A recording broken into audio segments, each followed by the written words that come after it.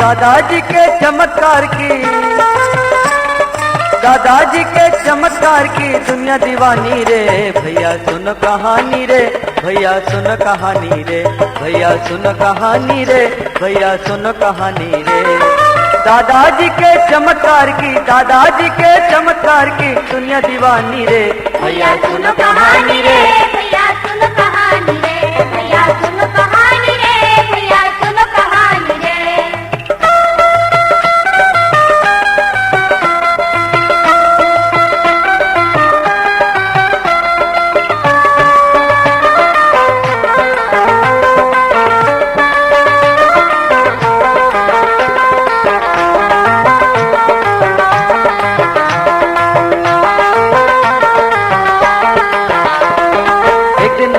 एक दुखियारा बोला मैं हूँ जहाँ से हारा, दादा लकवा मेरा मिटा दो, मुझको पैरों से चलवा दो। दादा बोले सजा है उसकी, उसके आगे चलेगी किसकी। पर तेरा दुख दूर होएगा, इसका फल कोई और ढोएगा। कुछ ही दूर वो चल कर आया, लकवे से मुक्ति वह पाया। पलट के आया दंग हो गया, दादा लकवा अंग हो गया, दादा लकवा अंग हो गया, दादा लकवा अंग हो गया। दादाजी को देख के मन में, दादाजी को देख के मन में हुई हैरानी रे। भैया सुन कहानी रे, भैया सुन कहानी रे, भैया सुन कहानी रे, भैया सुन कहानी रे।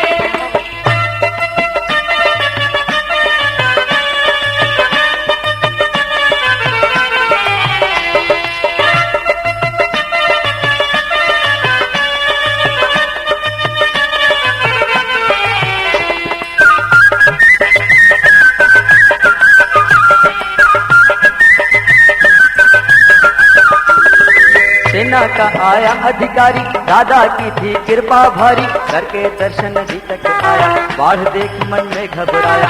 अब यूनिट ना पहुँच पाऊंगा, कल का निरीक्षण दिखलाऊंगा। सोच में डूबा परेशान था, दादा को इसका गुमान था। दूसरे दिन वहाँ हुआ निरीक्षण, अधिकारी यहाँ रोता छठन। 2 दिन बाद यूनिट में आया, मन ही मन में था घबराया। सबने आकर दे दी बधाई, फोटो निरीक्षण की दिखलाई। फोटो देख बहुत हर्षाया, सबके संग जब खुद को पाया। फोटो देख के जान गया वह, दादा से पहचान गया वह, दादा से पहचान गया वह, दादा से पहचान गया वह। दादाजी का जग में कोई, दादाजी का जग में कोई नहीं आसानी रे। भैया सुन कहानी रे, भैया सुन कहानी रे, भैया सुन कहानी रे, भैया सुन कहानी रे।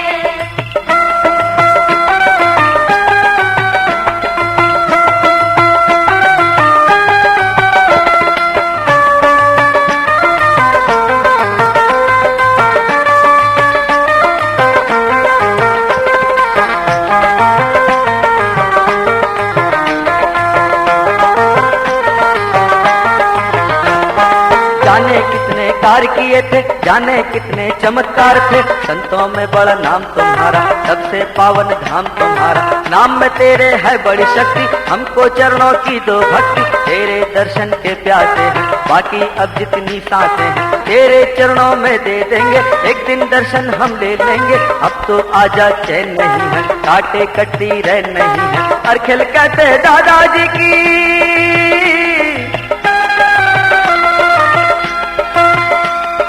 अरखिल कहते दादाजी की अमर कहानी रे। भैया सुन कहानी रे, भैया सुन कहानी रे, भैया सुन कहानी रे,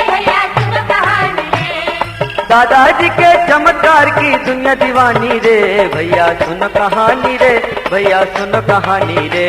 भैया सुनो कहानी रे, भैया सुनो कहानी रे, भैया सुनो कहानी रे, भैया सुनो कहानी रे, भैया सुनो कहानी रे, भैया सुनो कहानी रे, भैया सुनो कहानी रे, भैया सुनो कहानी रे।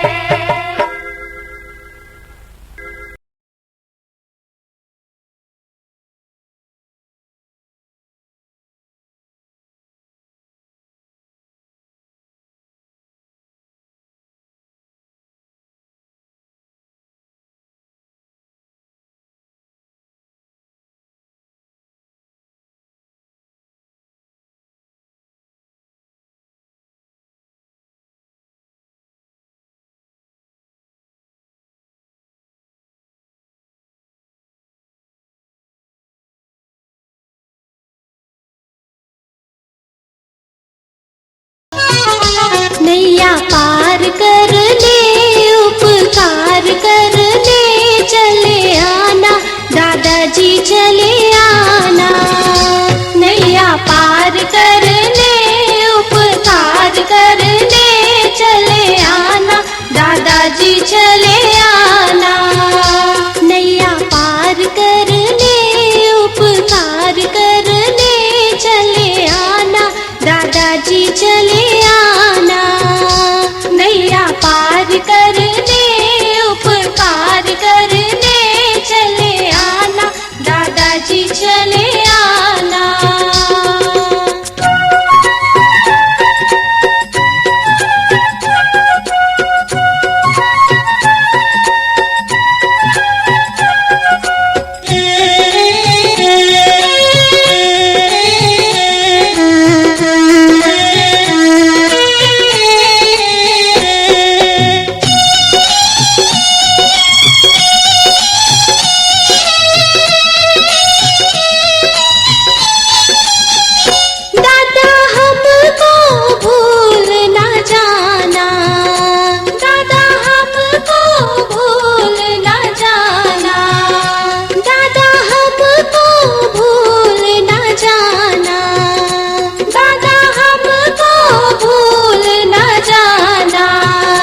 चमत्कार कर ले, उद्धार कर ले, चले आना दादाजी चले आना।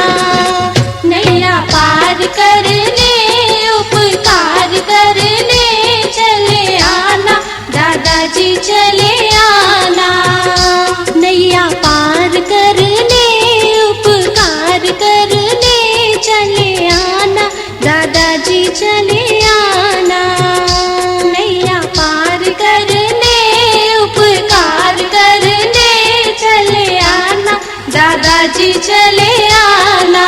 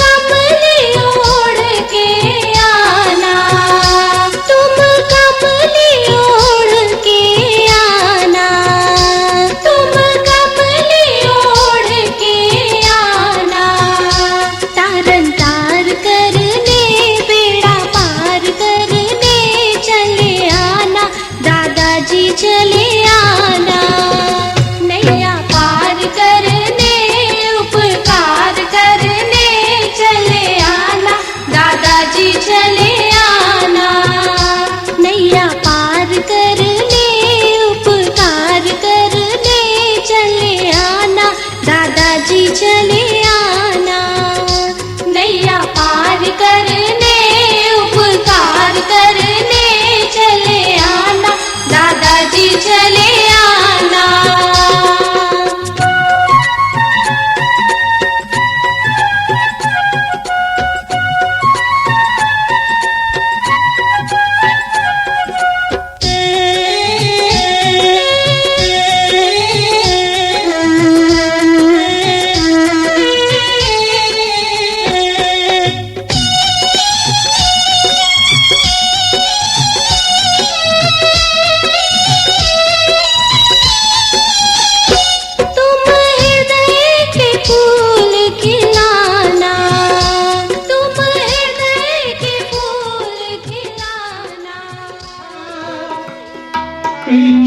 देखे तुझ ते कहा छुपावे, तुझ ते कहा छुपावे। कहे न जानी औगण मेरे, कहे न जानी औगण मेरे, मेरे साहिबा, मेरे साहिबा।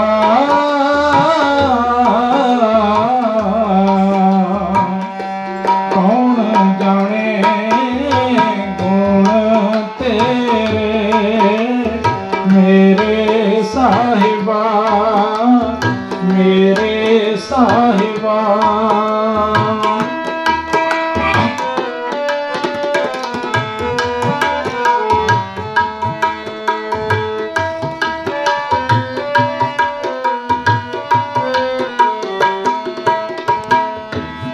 तट तीरथ हम नवखंड देखे, हाट पटन बाजारा, हाट पटन बाजारा। लेके तकड़ी खोलन लागा, पट ही मैं बंजारा, पट ही मैं बंजारा। ते साडे गुणा ते अवगुणा दा बनजारा ਉਹ ਸਾਡੇ ਹਿਰਦੇ ਘਰ ਦੇ ਵਿੱਚ ਹੀ ਬੈਠਾ ਹੋਇਆ ਹੈ। ਤੇ ਜਦੋਂ ਉਹ ਤੋਲਦਾ ਹੈ ਤੇ ਕਿਸ ਦੇ ਹਿੱਸੇ ਦੇ ਵਿੱਚ ਪਾਪ ਆਉਂਦੇ ਆ ਤੇ ਕਿਸ ਦੇ ਹਿੱਸੇ ਦੇ ਵਿੱਚ ਪੁੰਨ ਆਉਂਦੇ ਹੈ। ਇਹ ਅੰਤਮ ਸਮੇਂ ਜਦੋਂ ਸਰੀਰ बंदा त्यागता है तो सारा जो दृश्य उसकी आंखों के सामने आ जाता, जो सबके अंदर रूह है, प्रकाश है, यही है। यही दादाजी ने कहा है। देखिए तत्वबोध में यही बोलते हैं दादाजी कि आपको नित्य और अनित्य वस्तु विवेक का ज्ञान होना चाहिए। नित्य क्या है और अनित्य क्या है, ये दादाजी बोलते हैं। नित्य अनित्य क्या है? नित्य क्या है? मैं आपके सामने बैठा हूं, क्या मैं नित्य हूं? नहीं, मैं नजर आता हूं नित्य हूं, लेकिन मैं अनित्य हूं क्योंकि मैंने रहना नहीं है, मैंने हमेशा रहना नहीं है। दृष्टमान। और वो तो तत्वबोध में तो दादाजी ये भी कहते हैं कि परमात्मा आप ये माया के आवरण में जीव रूप में पृथ्वी पे आता है, वो हर चीज में बैठ जाता है परमात्मा। एक रूप अनेक दर्शन, कीन रूप अनेक, खेल खेल खेल खेलन अंत को फिर एक। कहीं तो वो परमात्मा मगरमच्छ बनाया है, कहीं परमात्मा मछली बनाया, कहीं मेढक बनाया। सब में है ज्योत, ज्योत है सोए, प्रकाश उसमें सबका है। हम लोग बोलते हैं ये चोर है, ये बलात्कारी है। हम लोग उसके शरीर को देख के, स्थूल शरीर को देख के व्याख्या करते हैं। शरीर स्थूल होता है, कारण शरीर होता है, सूक्ष्म शरीर होता है। सूक्ष्म शरीर की अलग व्याख्या है, स्थूल शरीर की अलग व्याख्या दादाजी ने की है। जो बुक पढ़ोगे आप तो उसमें बताया गया नित्य अनित्य वस्तु का विवेक एक प्राणी को होना बहुत जरूरी है, यदि वो अध्यात्म के मार्ग पे चलना चाहता है, यदि वो प्रभु का ज्ञान प्राप्त करना चाहता है। सबसे पहले ये, और फिर शम। शम के बारे में दादाजी बोलते हैं, इस बुक में आपको पढ़ने को मिलेगा। शम क्या है? मन को शांत कैसे करना है। हम लोग सब अशांत है, बहुत उबल रहे हैं हमारे मन, बहुत बहुत। हम लोग दादाजी बोलते हैं तब तक अशांत ही रहेंगे जब तक हम मोह माया में लिप्त रहेंगे। मेरा बच्चा पास होना चाहिए, मेरा फलानी एजुकेशन होनी चाहिए, मुझे ये मिलना चाहिए। जो दादाजी का क्वेश्चन था ना वो हमारा नहीं है, माफ करना। दादाजी जब गए ना अहमदनगर में तो मन में वैराग्य तो था ही, पिछले जन्म का। गए तो एक मुस्लिम फकीर थे, मामूचंद, चांद मामू, उनके पास गए दादाजी। तो वो बोले आओ, कहां आए हो फौजी? बोले भगवान से मिलना है। ये हमारा क्वेश्चन है क्या? यहां हम लोग सब दादाजी के हैं, है क्या क्वेश्चन? ये हमारा नहीं क्वेश्चन, ये हमारा क्वेश्चन नहीं है। तो दादाजी क्या कहते थे कि मैं ये जो जन्म कर्म का जो चक्कर है इससे मुक्ति चाहता हूं। दादाजी का यही क्वेश्चन था। वो चांद मामू से बोले कि मैं भगवान को मिलना, परमात्मा को, मुक्ति चाहता हूं। तो बोले हाँ मिलेगी, लेकिन वो मुस्लिम फकीर थे, थोड़ा मन में आ गया मैं गुरु गोविंद सिंह का सिख हूं। बोले नहीं आपसे नहीं लूंगा मुक्ति। बोले देखो बताता हूं, आपके मुकद्दर में एक साधु लिखा है जो नर्मदा किनारे मिलेगा। ये अहमदनगर में बता दिया गया था, नर्मदा किनारे मिलेगा। तो दादाजी ने जो क्वेश्चन किया वो लिखा हुआ है, वो बुक जो आप देखेंगे वो देखिए विमोचन होगा, आज मिलेगी सबको बुक। तो दादाजी ने वहां क्वेश्चन क्या किया चांद मामू को, 100 किलोमीटर लंबी नर्मदा है, मैं कहां ढूंढूंगा उसको। बोले नहीं, जब समय आएगा वो खुद तेरे पास आ जाएगा, चिंता मत कर, तेरे को मिलेगा जरूर। मन में ये विश्वास था। यहां पोस्टिंग आ गए और यहां घूमते घूमते ये भोरा गांव क्या है, मेरे को उसमें कुछ ऐसा लिखा है, हाँ भोंगा द्वार। भोंगा द्वार में गए, किसी से बोले यहाँ साधु रहता है कोई। बोले हाँ एक ठन पाल है उधर जमुनिया में, उधर रहते हैं। तो बोले वहां जाना, बोले बहुत बाढ़ आई हुई है, कैसे जाएगा तू। अब मन में उमंग थी साधु दर्शन की, प्यास थी, दर्शन प्यासी दिन रात प्यास थी ना। जब व्यक्ति को प्यास लगती है तभी वो क्या करता है, प्रयास। जब क्या लगती है तभी वो क्या करेगा, हाय हाय हाय, बिना प्यास के प्रयास नहीं करता, बैठा रहता है। तो प्रयास किया, साधु का पता चला, पानी था, प्रयास किया मैंने जाना है। और दादाजी लिखते हैं मेरे ऊपर ऐसी कृपा हुई कि सारा रास्ता ही सूखा मिला मेरे को, साइकिल से चला गया। अब जब दादाजी ठन पाल के पास गए, अब वहां वो पूरे नगन थे और मुंह से झाग निकल रही थी और लकवा था और मुंह से निकाल निकाल के लोगों को प्रसाद दे रहे थे दादा ठन पाल।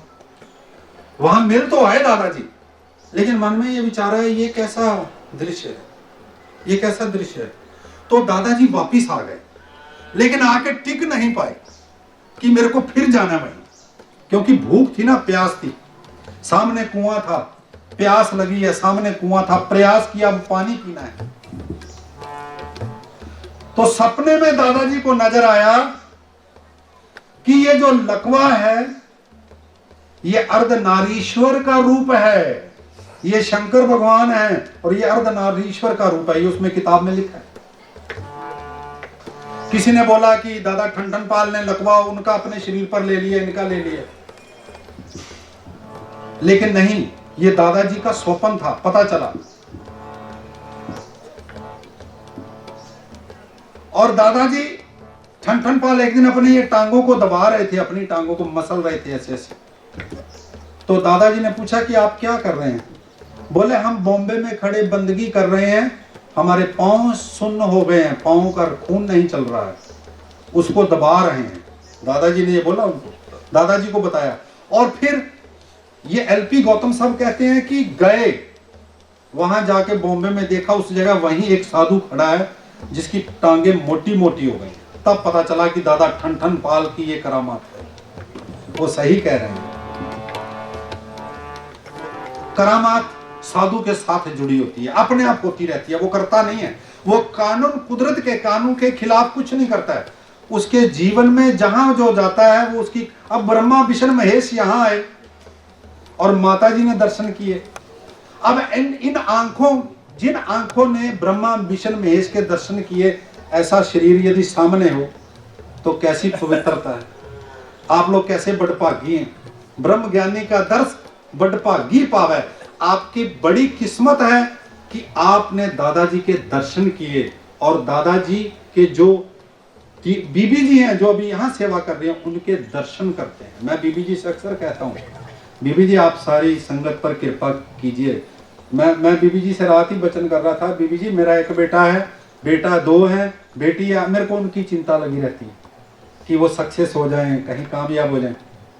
लेकिन आपके बच्चे बहुत हैं, हम लोग सभी हैं। आपके ऊपर कितनी टेंशन होगी कि सारे बच्चे मेरे सुखी रहें, सारी संगत सुखी रहे। और बीबी जी बोलते हैं मुझे कोई टेंशन नहीं होती, क्योंकि बैटरी बैकअप बहुत बड़ा है।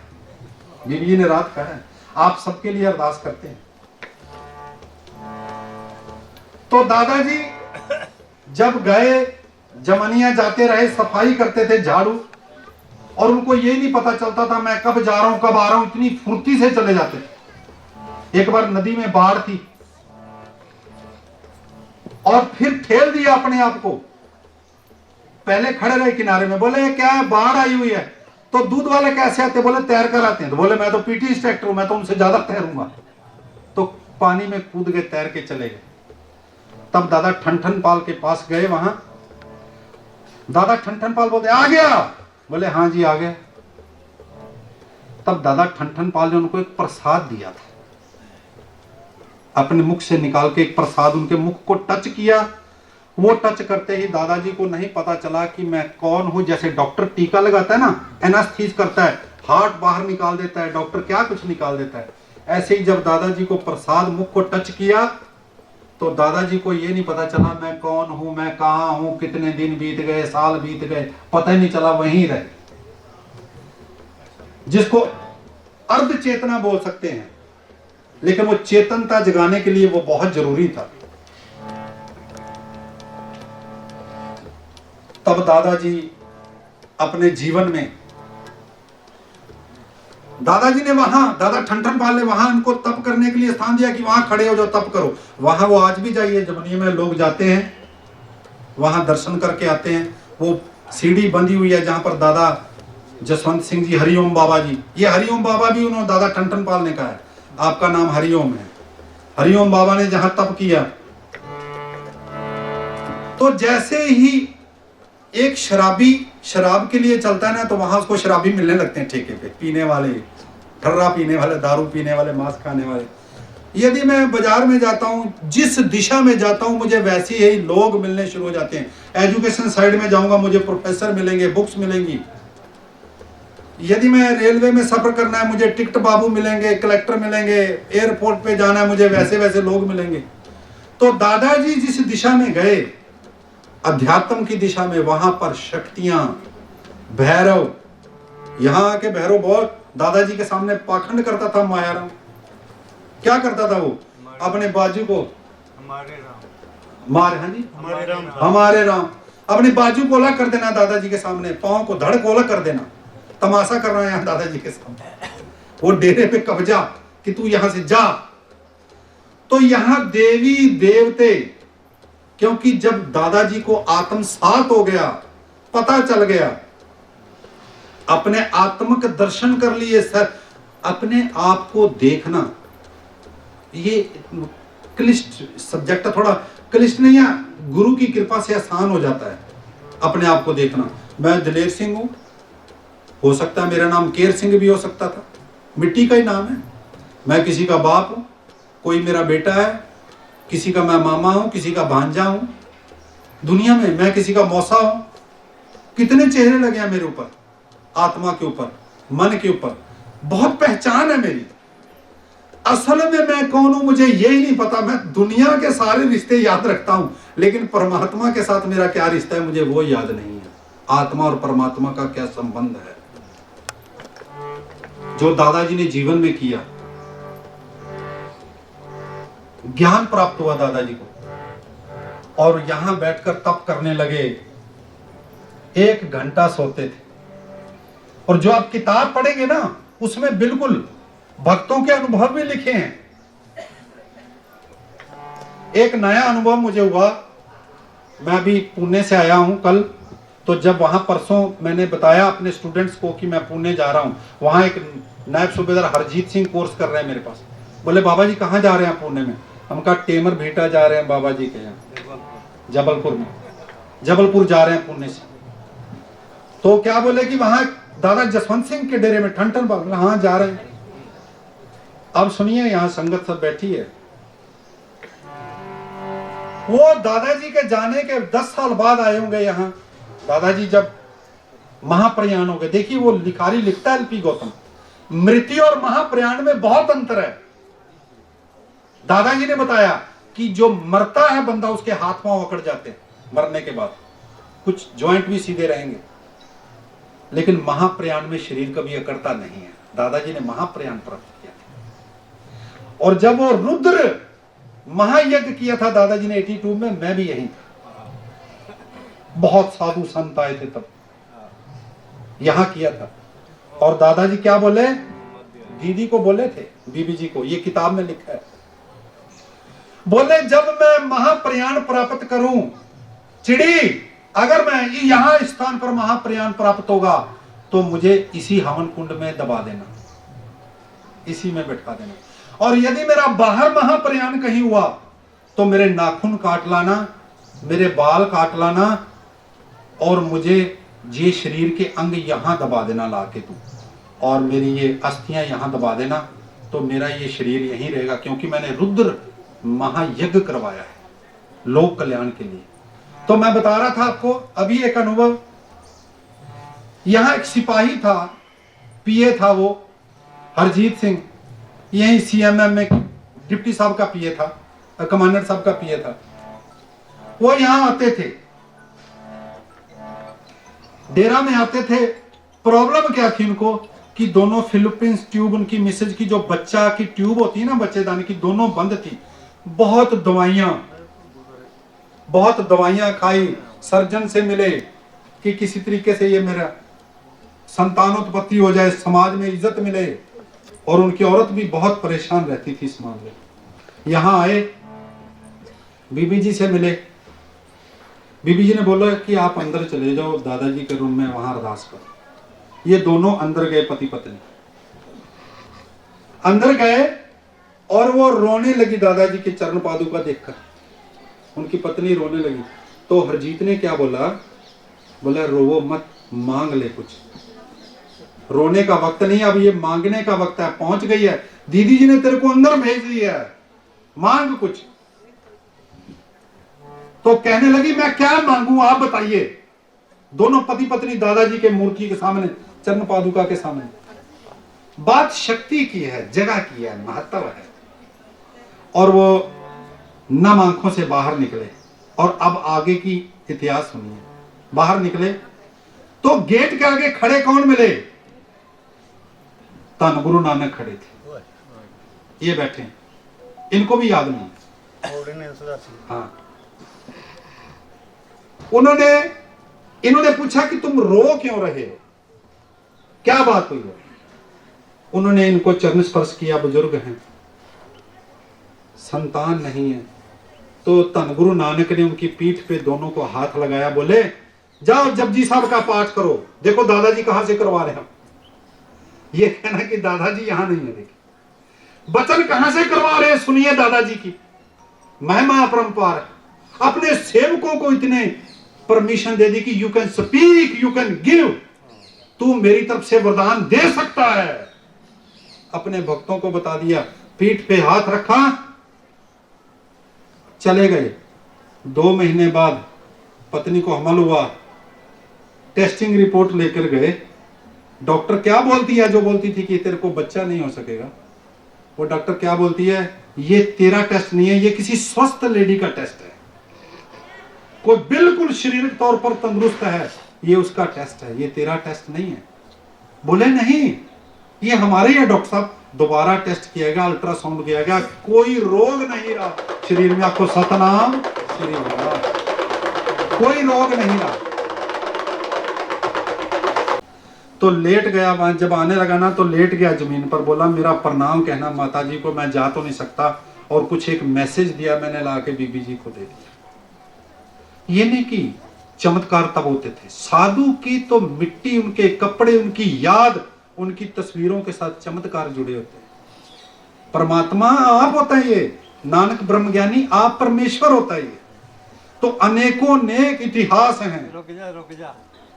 अनेकों नेक इतिहास हैं जो दादाजी के जीवन से जुड़े हुए हैं, और जो दादाजी की उस किताब में पहले वो अपने बारे में लिखते हैं, संतों की महिमा लिखते हैं, गुरु की महिमा लिखते हैं,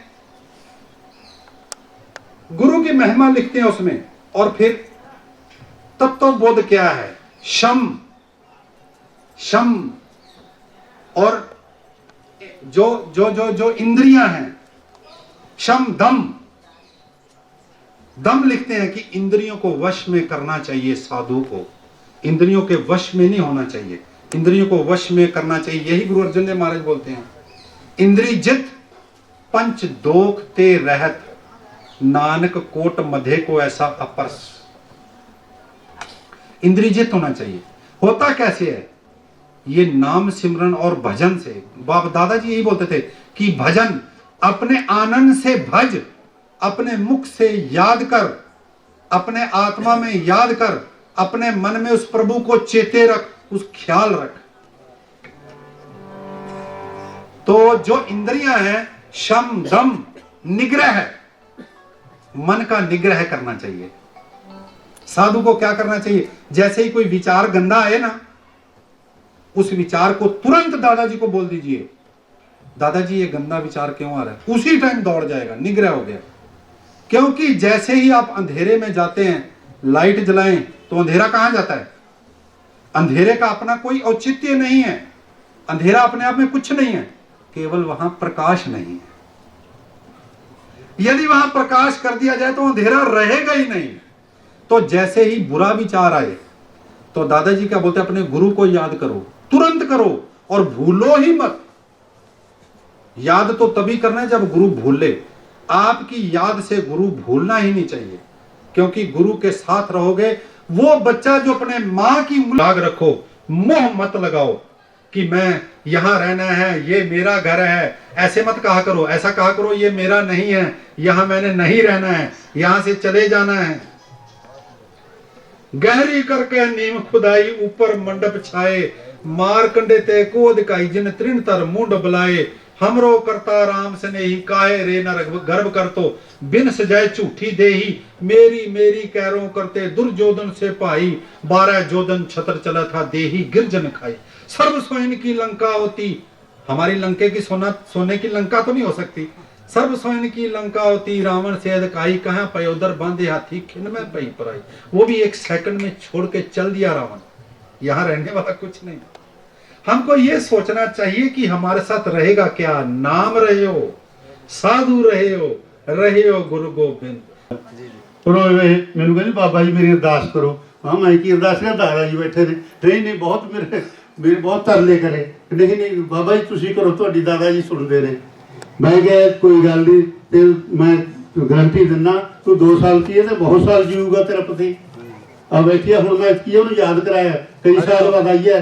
मैं बीबी क्यों? कहते मैनू डरा रखा सी, सस का ख्याल से जब सिर पंडित ने कहता वो पंडित तू मेरे को ले, मैं पूछूंगा तू कदों मरना, तेरे पति का मैं तू दस कदों मरना। इन्होंने इन्ने ख्याल करके ऐसे दादा जी ने मेरे मुँह चो बुलाया, आ बैठे ने हूँ सागर तो आए ने, उनका पंजाब विच ही रहंदे ने। एक बार होर साडे एक चिंता इत्थे कलेश छिड़ गया सी, मैनू भी पता नहीं सी, बीबी जी ने भी नहीं दस्सिया, मन च ही रखिया, संगत भी चली गई। मैं इत्थे रह रहा स्वरूप अजे गया नहीं सी, इत्थे स्वरूप गया नहीं सी। कोई गुरमुख प्यारे आ गए, वो मैनू कई क्वेश्चन करे गुरबाणी उत्ते, जिवें रामकली वार च है बाबा सच्चे पातशाह, होर कई दादा जी ते भी अंबर छकिया होया सी, महा छके जी। कहते तुहानू की पता मैं फौज सारे अंबर छकाउंदे सी है। वो धोती पाउण से मैं साडे जाओ मालवे च सारे गातरे पाए ने, धोती चादरे बंधे ने। मैं दस्सिया उन्होंने, कहते अच्छा महा उन्हें बहुत भी गुरबाणी तो होर भी कई क्वेश्चन मैनू कीते। वो कहते तुसीं जिद्दां इत्थे सेवा करदे हो, कहते इत्थे स्थान है, मैंने इत्थे तां असीं अखंड पाठ करिया, उधर चुबारे च प्रकाश है। कहते इद्दां सेवा करते हैं, बीबी मां इद्दां करते हैं, सानू सिखाई है, बीबी जी भी इद्दां करते हैं। पक्की गल है मां, पक्की गल। मैनू नहीं पता सी वो क्यों आए सी, इत्थे कुक्के नहीं छिड़ गया सी। फिर एक दिन मैं उत्थे प्रकाश उत्थे शाम नूं रहरास कर रहा सी, वो सुनते रह तो अरदास सुनी मेरी, जिवें तक मैनू आउंदी सी। वैसे साडी प्रेम की बात अज कई शब्द बोले जाते गुरबाणी के, तो वो बड़े खुश हुए। मैंने कहते इत्थे भी इतनी सेवा करते, तुम ग्रंथी हो? मैं नहीं, मैं फौजियां रिटायर हाँ, मैं तो इतने प्रोग्राम से आया सी, मैनू बीबी जी ने रख लिया थोड़े दिन, मैं बाद च ही जाना। वो भी मैनू पता नहीं की क्वेश्चन करते रहे, मैनू बाद च समझ नहीं आई। मैं फिर बीबी जी को दसिया, फिर वो इधर भी एक दिन रात को आ गए 8-9 बजे, उत्थे भी आ गए। वहाँ पता नहीं, मैनू समझ नहीं है मैं की कही गया उन्होंने। वो इन्ने खुश हो गए, कहते ठीक है भाई तुहाडा ये प्रोग्राम ठीक है, सेवा ठीक चलती है। बारे में कुछ शब्द कहना चाह रही हूँ, आशा करती हूँ आप ध्यान से सुनेंगे। आज इस पावन दिवस पर मैं आप सब भक्तजन व श्रद्धालु पुरुष व महिलाओं का हार्दिक स्वागत करती हूँ। अपने महान सद्गुरु व महान संत ब्रह्मनिष्ठ पूज्य श्री हरिओम दादाजी के चरणों में नमन करती हूँ। आज इस स्मृति दिवस पर हरिओम पूज्य सद्गुरु जी के मुखार बिंद से उच्चारित वाणी, उपदेश व लीलाओं को लिपिबद्ध करके हरिओम दर्शन पुस्तक के रूप में विमोचन हो रहा है। अतः बहुत हर्ष व उल्लास का दिन है। हम सब कृपा के पात्र हैं, गुरुदेव की कृपा के पात्र हैं। हम पूज्य श्री दादाजी से प्रार्थना करते हैं कि इस पुस्तक में यदि आपके उपदेश व चरित्र लीलाओं को वाणी रूप में उच्चारित वाक्यों उपदेशों को लिखने में कोई गलती हुई हो तो हमें क्षमा करेंगे। आप सबसे हमारी प्रार्थना व विशेष अनुरोध है कि इस सार गर्भित वाणी को जीवन में समझकर ग्रहण करेंगे तो अवश्य ही आप अध्यात्म तथा भक्ति विज्ञान रस को प्राप्त करेंगे। पूज्य श्री दादाजी की वाणी को उन्हीं के शब्दों में लिखा गया है। अपनी तरफ से कोई शब्द उसमें मिलावट नहीं की गई है। अतः यदि कहीं कुछ समझ में या ग्रहण करने में कोई समस्या हो तो आप आपस में चर्चा करके समाधान करेंगे, ऐसी हम आशा करते हैं। दादाजी के ज्ञान से एक अनूठा आत्मज्ञान है, उससे लाभान्वित हो, लाभ प्राप्त करें, ज्ञान प्राप्त करें। इस ज्ञान गंगा में स्नान कर अपना अमूल्य जीवन सफल करें। हरिओम दर्शन पुस्तक वस्तुतः एक दर्पण है, अर्थात एक शीशा है, जिसमें हम पूज्य श्री दादाजी के विभिन्न रूपों का दर्शन करेंगे। वे अपने श्रद्धेय गुरु महान संत श्री ठन पाल प्रभु जी के प्रति पूर्ण समर्पित व आज्ञाकारी रहे। उनके वचनों को अक्षर अक्षर पालन किया। हरिओम दादाजी के लिए आत्मा ब्रह्म के अतिरिक्त कुछ भी नहीं, द्वैत किंचित मात्र भी नहीं था, सभी ब्रह्म रूप है। यही श्री दादाजी का वेदांत वे सत्य है जो शाश्वत है, अनादि है, अर्थात उसके आगे कुछ नहीं। पूज्य श्री दादाजी वास्तव में आत्मा में ही श्वास लेते थे, लेते हुए देवदूत थे। उनका भोजन था ईश्वर का नाम ओमकार। जिन भक्तों ने उनको देखा है वे जानते हैं कि उन्होंने स्वयं को ईश्वर में तल्लीन कर लिया था। ओमकार को वे महामंत्र मानते थे। निसंदेह श्री दादाजी ने संसार की माया जाल से स्वयं को मुक्त कर लिया था। शिवोहम मैं ब्रह्म हूँ, ये एकमात्र उनकी घोषणा थी। एक वाक्य में ही हमें ईश्वर की भक्ति का उपदेश देते थे और दूसरे वाक्य में मानव मंदिर के सिंहासन पर स्वयं उस पर विराजते थे। हरिओम दादाजी जीवन मुक्त महान आत्मा, एक शब्द में कहें तो इस कलयुग में ब्रह्म ऋषि थे। उनकी संपूर्ण वाणी उनके अनुभव पर आधारित है, इसलिए वह सीधे श्रोता के अंतःकरण में छूती है, अंतःकरण में उतरेगी और उनको छूती है, अंतःकरण को स्पर्श करती है। तुम देह नहीं, मन नहीं, तुम हो ब्रह्म, तुम हो सत्य, तुम ही शिव हो और तुम ही शक्ति हो। उनकी दृष्टि में मनुष्य का एकमात्र कर्तव्य, जीवन का लक्ष्य है आत्म साक्षात्कार, अर्थात सेल्फ रियलाइजेशन। अंत में मैं सब संत आत्माओं का धन्यवाद करती हूँ। उन्होंने कुछ शब्द कहने का मुझे अवसर प्रदान किया, इसलिए मैं सबको धन्यवाद देती हूँ और सब संगत का हार्दिक स्वागत करते हुए विशेष अनुरोध करती हूँ कि आप इस वाणी को बहुत अच्छी तरह सुनेंगे तो पता नहीं आपके कितने जन्मों के पाप भी धुल सकते हैं और जीवन में अगर ग्रहण करेंगे तो आपको आगे आने वाले टाइम आत्म साक्षात्कार सरलता से हो जाएगा, क्योंकि आज के डेट में सबसे सरलतम उपाय आत्म साक्षात्कार। आप इस पुस्तक को लीजिए और इसका ज्ञान ग्रहण कीजिए, भक्ति पूर्वक अध्ययन कीजिए। हरि ओम, हरि ओम दादा। ओम शांति, ओम शांति, ओम शांति। तुम हृदय के फूल खिलाना, हमसे प्यार करने, सपने साकार करने चले आना, दादाजी चले आना। नैया पार करने, उपकार करने चले आना, दादाजी चले आना। नैया पार करने, उपकार करने चले आना, दादाजी चले आना। नैया पार करने, उपकार करने चले आना, दादाजी चले आना।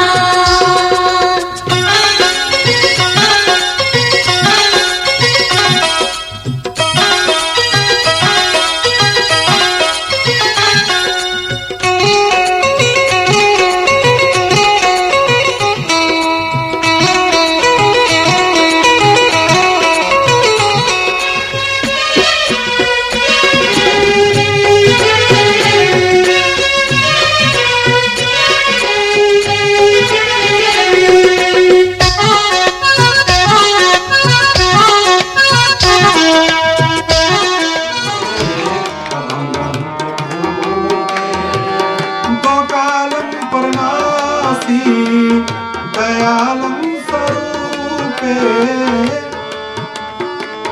चतर चक्रवर्ती चतर चक्र पूगते, सुयंबव सुभंग सर्वदा सर्वजुगते, सदा अंग संगे अभंग विभूते, सदा अंग संगे अभंगम विभूते। वाहेगुरु आद वाहेगुरु जुगाद वाहेगुरु, हैप्पी वाहेगुरु खुशी वाहे। भक्ति में दिल है दीवाना, तेरी भक्ति में दिल है दीवाना, तेरी भक्ति में दिल है दीवाना, तेरी भक्ति में दिल है दीवाना। बार बार करके दया, एक बार करके चले आना, दादाजी न डरो देह शिवा बर मोहे, शुभ कर मन ते कब हो न डरो।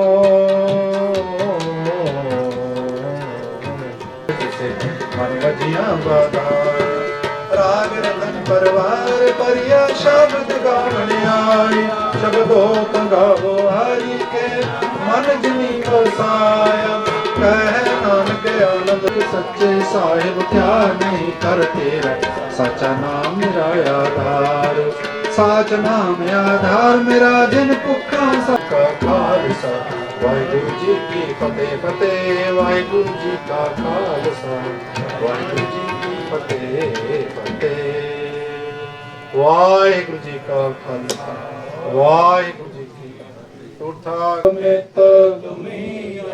आश्रम दासा हुई सहाय। अर्जन हर गोबिंद नो सिमरो श्री हर राय, श्री हर कृष्ण ध्याइया जिस जिठिया सब दुख जाए। तेग बहादुर सिमरिय कर नौनिध आवे धाय। लो जी पंजा प्यारियां चौहां साहिबजादियां 40 मुक्तियां अठियां जपियां तपियां, जिन्हां नाम जपिया वंड छकिया देग चलाई तेग वाई। दे के अंडट कीता तिन्हां प्यारियां सचारियां दी पवित्र कमाई दा ध्यान तर। खालसा जी साहब बोलो जी, बोलो जी। जिन्ना ਸਿੰਘਾਂ ਸਿੰਘਣੀਆਂ ਧਰਮ ਹੇਤ ਸੀਸ ਦਿੱਤੇ, ਬੰਦ ਬੰਦ ਕਟਵਾਏ, ਖੋਪਰੀਆਂ ਲੋਹਾਈਆਂ ਚ पार करने, उपकार करने चले आना, दादाजी चले आना। नैया पार करने, उपकार करने चले आना, दादाजी चले आना।